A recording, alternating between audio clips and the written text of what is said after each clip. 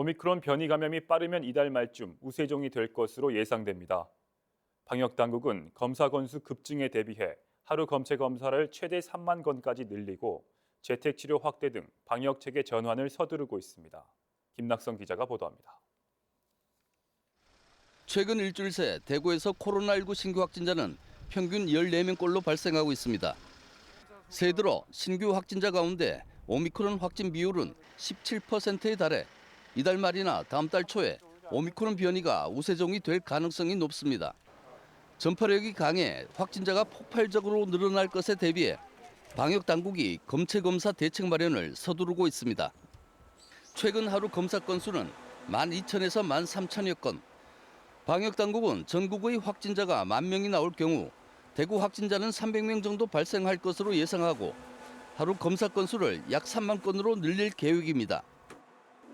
대구시는 민간 위탁 검사 업체인 시젠과 SCL 두 곳에서 하루 최대 4만 5천여 건까지 검사가 가능하고 보건환경연구원과 병원들도 있어 검체 검사 역량은 충분하다고 설명합니다.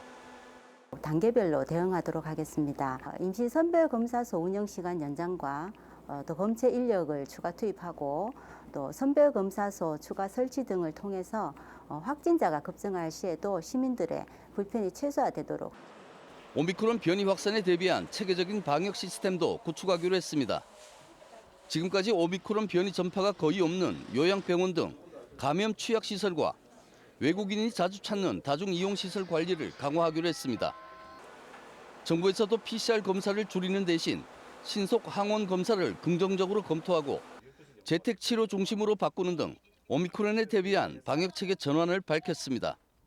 검역, 역학조사, 진단검사의 효율화를 하도록 하겠습니다. 감염과 전파 우려가 큰 높은 집단 위주로 효율화하고 감염 가능성이 높은 국민들부터 PCR 검사를 신속하게 하도록 하겠습니다.